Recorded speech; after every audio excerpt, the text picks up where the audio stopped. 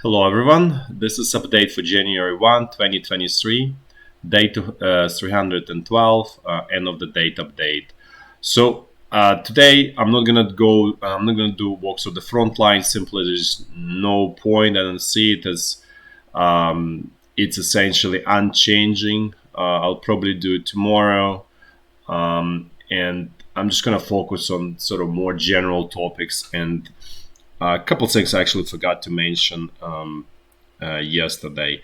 So, so first of all, I would like to mention that there is extremely aggressive and bitter. I don't even know what's the right English word, but the best I can say was extreme. Attacks with extreme level of animosity and bitterness from the Russian side. That are going against sort of Ukraine using this Iranian UAVs and also rockets, right? This is basically 3 days of essentially non-stop attacks. So it was 30th, 31st, and 1st. Most of the attacks actually directed against some kind of military-related assets, not exactly the power grid system. Nevertheless, what I would like to sort of highlight here that usually New Year is a quiet time, regardless of whatever both sides usually be quiet. Like usually, the war has been going on since 2014, and usually, everybody sort of respects this holiday because in this part of the world it means something similar to what Christmas is in the West. Nevertheless, this New Year was completely opposite of that. And that's what I would like to highlight, that there is essentially non-stop attacks. Like it's almost like this New Year is almost like sightseeing and it's gone. Like it's just a very different atmosphere, which again highlights uh, extreme resolve on both sides to win and to sort of get there, get there, saying across, get to do what what both sides want. They obviously opposite of that, right? So that's what. For example, there was a large hit by Ukrainian army against Russian barracks. Well, it's kind of like technical educational school. I don't know. It's basically you. Not sure, like in many people from different places, but in educational system, let's say you get to like ninth grade or eighth grade, and then you just leave school and you go study for 2 or 3 years in this technical school where you're getting more like it's kind of like more blue collar jobs, skills you're getting to do the blue collar jobs. And so they were used by Russian troops as barracks for the mobilized soldiers from Saratov region. Saratov region is somewhere in this area. I think within. Yeah, I don't see it here, but Saratov is somewhere in this area, not far away from where I'm showing.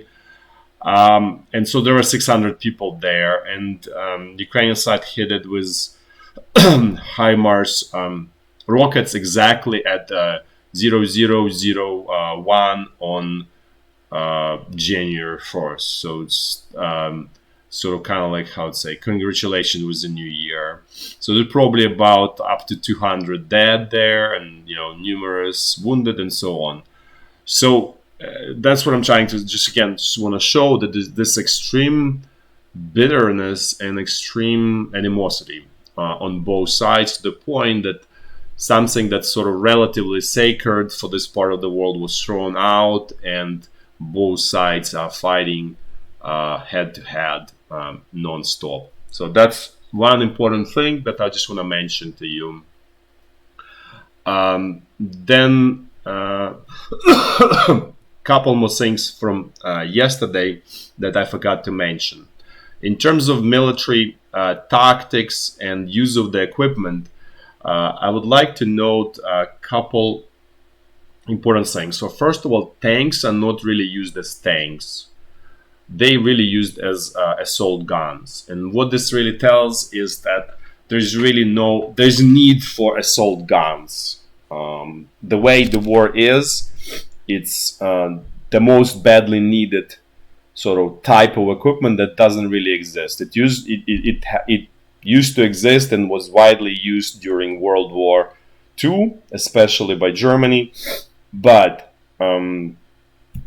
it's after World War II is somehow it disappeared, was considered unnecessary, but this war proves that this is something that's completely missing, and you really don't need so much tanks as you really need assault guns, which are also cheaper to produce. So that's another one sort of important point. The other important point about the equipment is that based on observations, and I don't have sort of scientific proof. You can always say, "Oh, this is wrong," but based on feedback, what I'm seeing is that all of this Western pieces of equipment that's coming to Ukraine, and I'm talking more specifically about this artillery pieces, right? That artillery howitzers, like all of the Caesars, Panzer Howitzer 2000, Crabs, and all of those. They are the manufacturing quality or an engineering quality is really not there.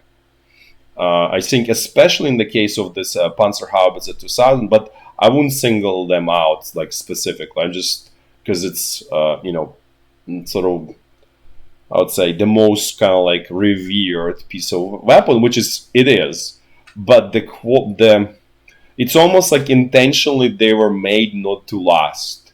They because if you go into the war, you need the highest quality product that can really withstand a lot of tear and wear and so on. And they are not. They are failing extremely quickly. They are not sort of. They really kind of like not built for the war in many ways. They're more like built for the show, to show to like local government authorities that order those pieces of equipment, and then just to get money and sort of kind of like say, okay, here, check mark, we gave you this piece of equipment. So I would say there is big problem, because if there is large war, there's going to be huge problem with the quality of all of this equipment, which is, as I said, simply is not there. So I think that's most important about the sort of equipment and sort of at the tactical level.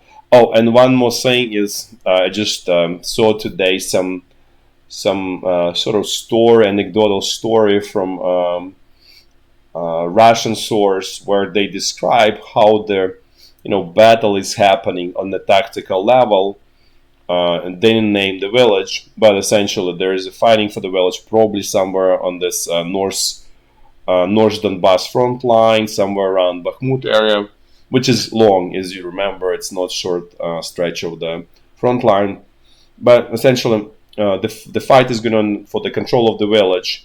There's no buildings left. The only way to hide into the cellars of this, either buildings, so sometimes there are cellars next to the buildings and so on. So this is kind of like your sort of hiding spot, and there are sort of close quarter attacks where just like human wave to catch to capture next cellar and so on. The point that the Russian author is making is that there are constantly these tactical copters in the air, and without them, there is no way to be successful in the modern sort of close combat fight. So, what again, want to highlight that in the contrast that with the, I would say, is complete utter stupidity of Ukrainian Minister of Defense, what he said a couple days ago, when he said that generals telling him that this is wedding drones, they're useless and they are not needed. Like, very clearly, Russian author is saying, without those, you're dead, you're done. Um, and you cannot be successful, you cannot be competitive on the battlefield, because they are basically both sides constantly keeping those drones up in the air to sort of, to use as reconnaissance, right? Sometimes they use it also like as attack drones, but for the most part, it's reconnaissance missions. So again, this is how far away, Ukrainian military top. And by the way, the same is true for Russia. There's no, they twins. They are almost indistinguishable in many ways.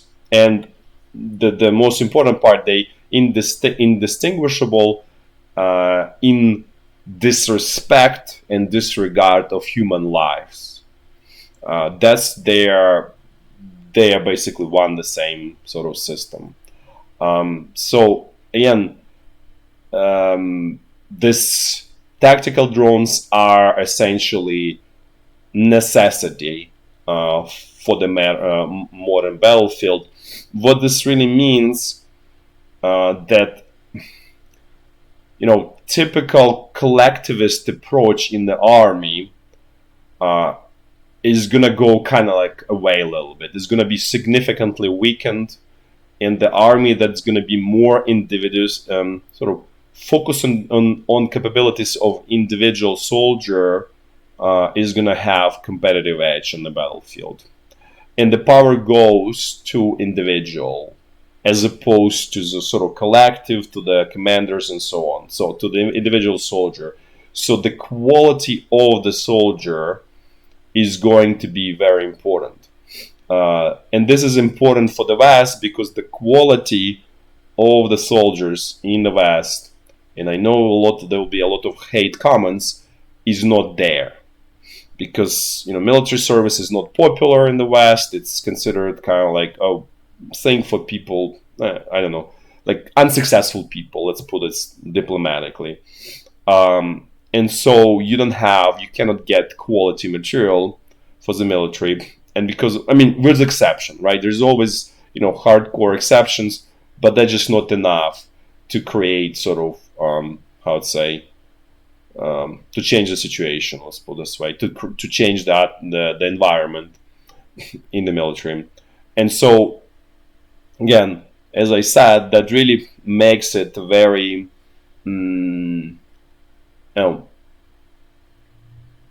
place against the Western armies, let's put it this way.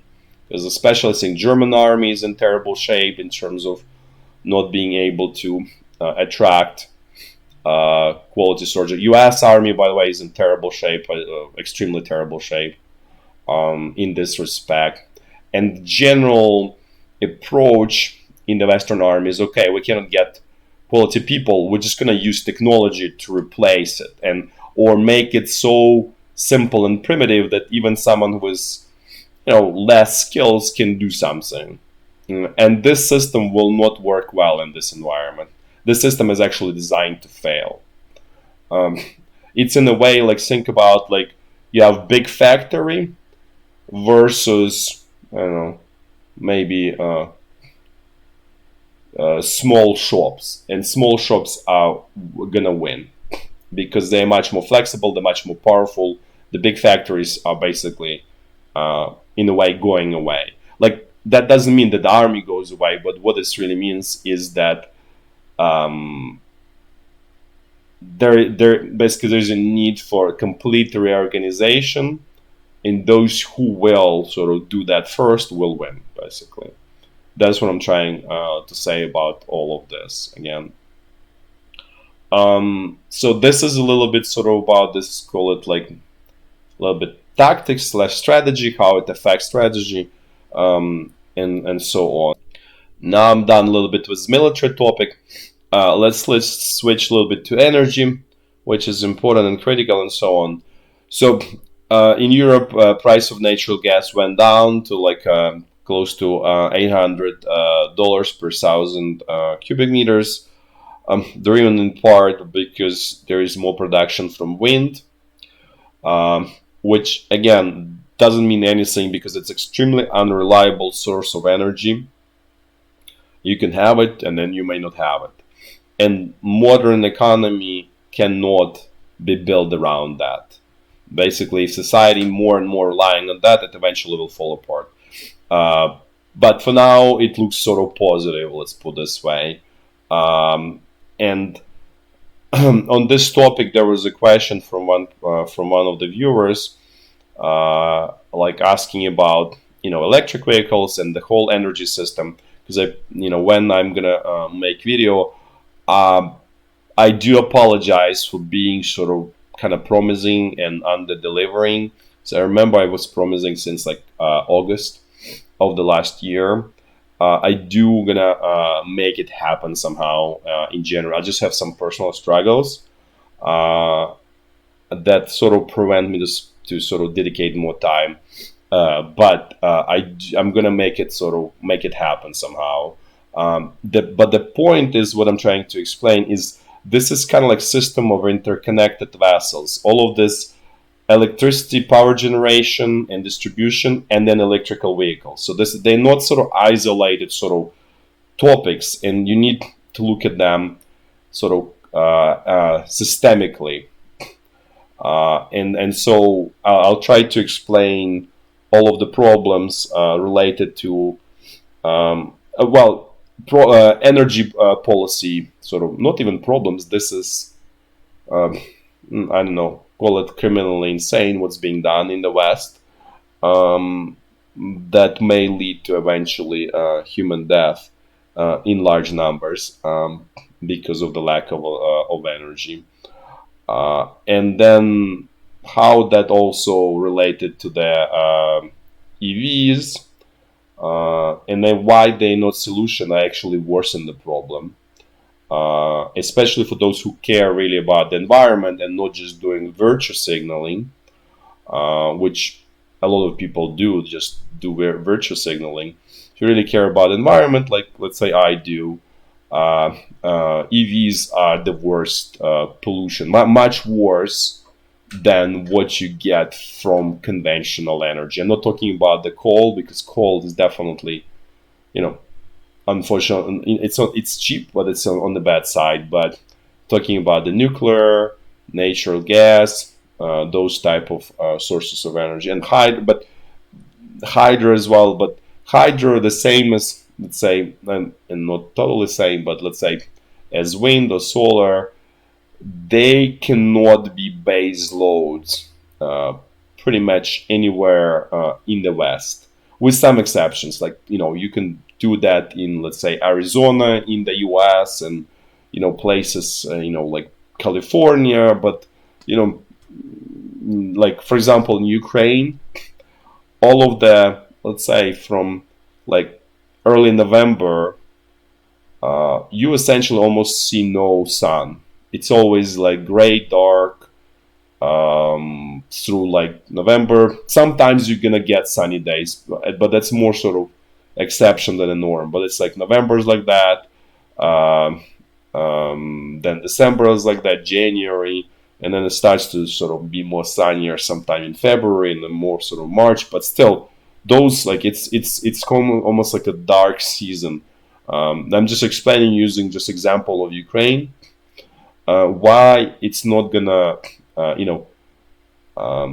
it's sort of very topical types of resources that can be used, but they cannot be based. You cannot base modern economy and life on those.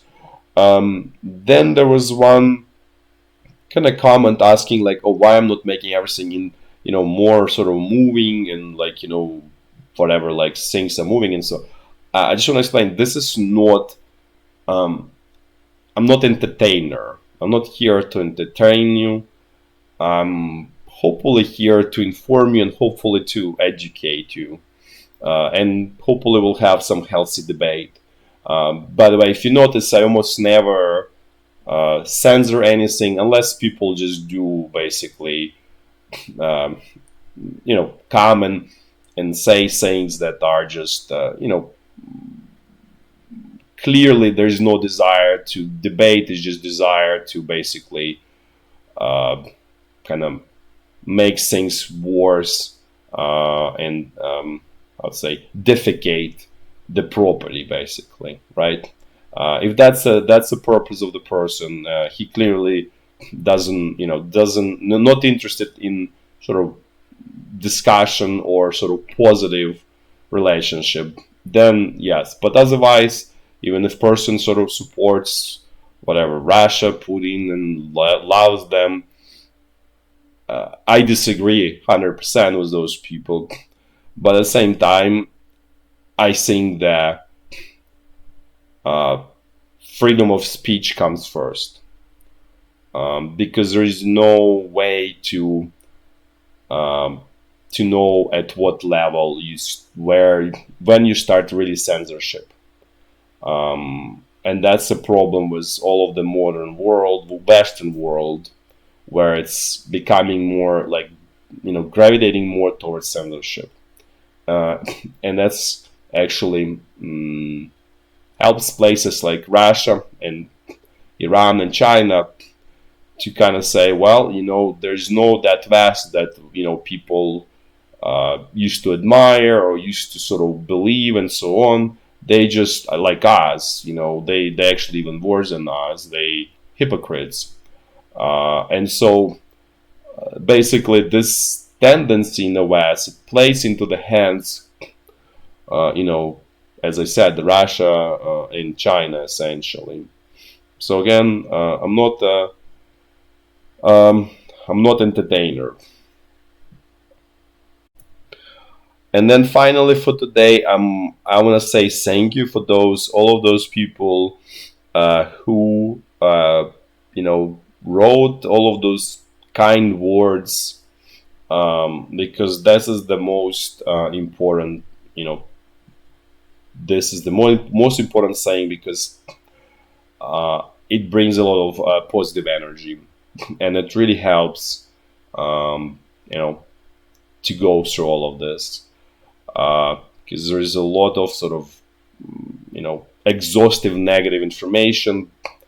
You get used to it over time, but still it wears everyone. And all of those kind words are, they may just seem sometimes just words, but they actually do carry a lot of positive energy. So I'm extremely grateful to all of those people for their extremely kind words. And yeah, and I wish all of you all the best in the new year. And I wish, just prepare as best as you can, because 2023 is probably going to be worse than 2022 for most of us. So do your own preparedness, whatever you can. Prepare as best as you can. Let's put it this way. So that's all for today. And tomorrow is going to be more sort of normal update. Thanks again. Bye bye.